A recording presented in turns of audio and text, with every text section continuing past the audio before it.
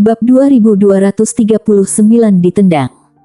Velo tidak peduli dan buru-buru berbisik kepada Dennis tentang apa yang terjadi antara Jerry dan Dina. Apa? Setelah mendengar ini, Dennis sama sekali tidak tenang. Meskipun punya banyak pengalaman, dia merasa ketakutan saat ini dan berkeringat deras. Dennis tidak bisa menerima apa yang dikatakan Velo. Dia tak kuasa berucap dengan marah, "Apa kamu yakin semua yang kamu katakan itu benar?" Velo menyeka keringat dingin dari wajahnya dan berucap dengan ekspresi pahit di wajahnya, "Master Sekte, mana mungkin aku berani bercanda denganmu. Jika ini membuat ahli obat Huang marah, mungkin ini akan menjadi bencana bagi Sekte Guntur Langit." Dennis tiba-tiba sakit kepala. Dia tidak pernah menyangka hal seperti itu akan terjadi. Untuk sesaat, dia tidak tahu bagaimana menjelaskannya kepada Vendra. Hanya saja, apa yang ditakutkannya langsung terjadi. Sebelum Dennis sempat memikirkan cara menjelaskannya, Vendra yang berada di samping memperhatikan bahwa Dennis mengintip ke arahnya dari waktu ke waktu dengan sedikit menghindar matanya. Dia segera tahu ada yang tidak beres dengan Dennis. Raut wajah Vendra tiba-tiba menjadi dingin. Dia mendorong wanita itu menjauh darinya, lalu menatap Dennis dengan tatapan pekanya. "Apa yang terjadi?" Dennis tak kuasa gemetar. Setelah sedikit ragu, dia berkata, "Ahli obat Huang, tidak ada yang salah. Kamu bisa terus menikmatinya. Aku pergi dulu sebentar." Begitu dia selesai berbicara, Dennis segera membawa Velo keluar ruangan. Bam! Namun, sebelum mereka berdua keluar ruangan, pintu dibuka dari luar. Segera setelah itu, sosok Emir muncul di depan mereka.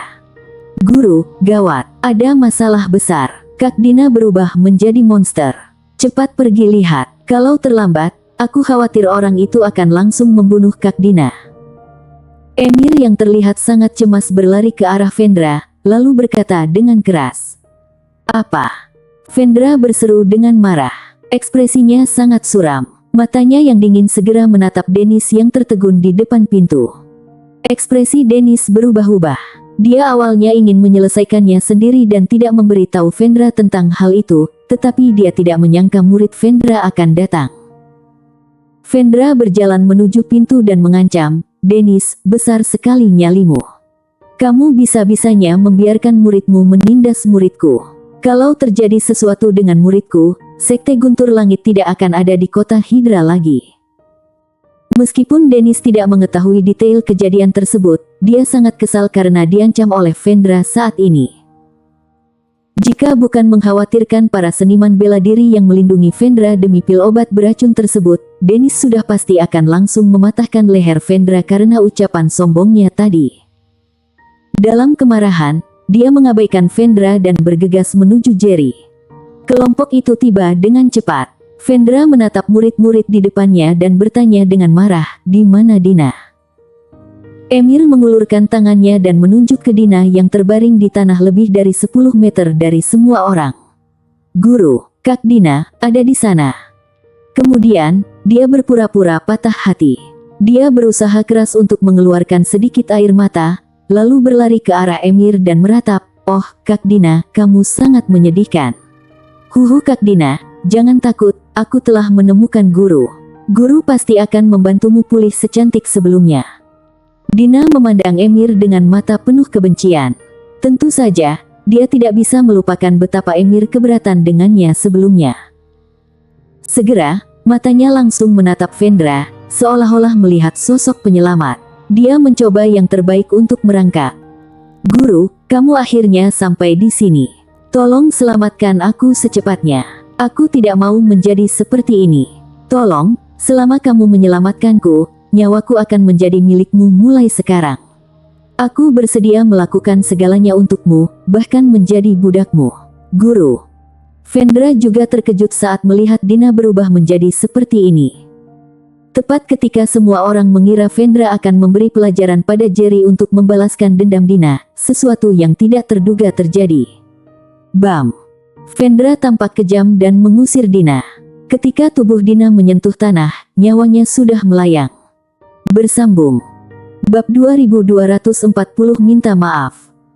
Adegan ini mengejutkan semua orang yang hadir, bahkan Jerry di sampingnya pun terkejut. Untuk sesaat, seluruh tempat menjadi sunyi. Tidak ada yang berani menarik napas. Vendra tidak bisa menahan diri untuk tidak mengutuk dalam hatinya, "Sialan, jangan salahkan aku karena kejam. Itu karena bahkan aku tidak berdaya dengan metode aneh seperti itu. Karena kamu telah berubah menjadi menjijikkan, aku tidak bisa membiarkanmu tetap di sisiku." Setelah diam-diam mengutuk, dia memancarkan niat membunuh, menatap semua orang, dan bertanya dengan suara serak, "Siapa yang mengubah muridku menjadi keadaan yang menyedihkan?" Mendengar ini, semua orang memandang Jerry tanpa sadar. Baru kemudian Vendra memperhatikan Jerry. Setelah melihat Jerry, dia tidak dapat melihat sesuatu yang luar biasa tentang Jerry. Matanya berkedip, lalu dia menggertakkan gigi dan berucap, "Bocah, kamu sangat kejam. Kamu sudah mempelajari segala macam cara jahat di usia yang begitu muda. Kenapa kamu membunuh muridku? Kalau kamu tidak bisa memberiku jawaban yang memuaskan hari ini." Jerry menunjukkan ekspresi yang penuh dengan kesenangan. Dia langsung menyela Vendra, "Tua bangka, jangan asal menuduh. Semua orang melihat dengan mata kepala sendiri. Wanita itu dibunuh olehmu." Mendengar kata-kata ini, Vendra terkejut dan sangat marah. Dia tidak menyangka pemuda di depannya akan berani memprovokasi dia seperti ini. Tiba-tiba, matanya memicing. Aura membunuh di tubuhnya menjadi lebih kuat. "Hei, tahukah kamu siapa aku? Tahukah kamu konsekuensi berbicara seperti ini kepadaku?" Jerry tidak bisa menahan diri untuk tidak mencibir dan memandang Vendra seolah-olah dia bodoh. "Siapa kamu? Kamu tidak bisa bertanya pada ibumu. Lagi pula, aku tidak punya anak pemberontak seperti kamu." Setelah diejek berulang kali, Vendra tidak tahan lagi, dia mengangkat tangannya dengan energi spiritual yang mengalir. Jejak kabut hitam mengembun di telapak tangannya, lalu dia ingin melancarkan serangan tapak ke arah Jerry. "Ahli obat Huang, hentikan!" Dennis buru-buru berteriak untuk menghentikannya, lalu segera memblokir di depan Vendra. Ini adalah orang yang dibawa oleh Stanley. Jika terluka karena Vendra, Stanley tidak akan melepaskannya begitu saja. Dia buru-buru bertindak sebagai pelerai dan menasihati Vendra, "Pemuda ini adalah orang yang dipercayakan oleh teman baikku agar kujaga dengan baik. Aku harus memastikan keselamatannya. Tolong hargai aku dan ampuni nyawanya. Mengenai kematian muridmu, katakan saja apapun yang kamu inginkan. Aku akan melakukan segala hal untuk memuaskanmu. Aku akan meminta Tuan Yang untuk meminta maaf kepadamu. Masalah ini sampai di sini saja." Vendra tiba-tiba terlihat tidak senang. Dia mengerutkan kening dan bertanya, "Dia membunuh murid tercintaku dan kamu ingin menyelamatkannya begitu saja? Dennis, apakah kamu sengaja melawanku?" Dennis tampak kesulitan, tetapi ada sedikit tekad di matanya. Dia berkata dengan sungguh-sungguh, "Aku tidak berani. Tapi, kalau ahli obat Huang bertekad untuk membunuh Tuan Yang, aku tidak punya pilihan lain selain bertarung denganmu." Kata-kata ini mengejutkan Jerry dan Vendra. Kemudian, Dennis memandang Jerry dan menasihati, "Tuan Yang, cepat minta maaf pada ahli obat Huang secepatnya. Mohon padanya untuk mengampuni nyawamu." Dennis juga sangat senang dengan provokasi Jerry terhadap Vendra. Namun, dia juga tahu betapa seriusnya konsekuensi dari menyinggung Vendra. Itu juga akan memengaruhi kemampuannya untuk mendapatkan pil dari Vendra. Jadi, pada saat ini, dia merasa sedikit kesal dengan Jerry.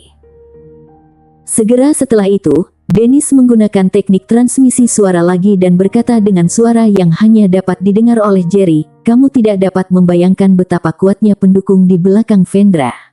Sebaiknya segera meminta maaf. Dia akan menghargaiku. Jika kamu terus memprovokasinya, siapapun tidak akan bisa menyelamatkanmu. Jangan harap Stanley bisa menyelamatkanmu." Bersambung.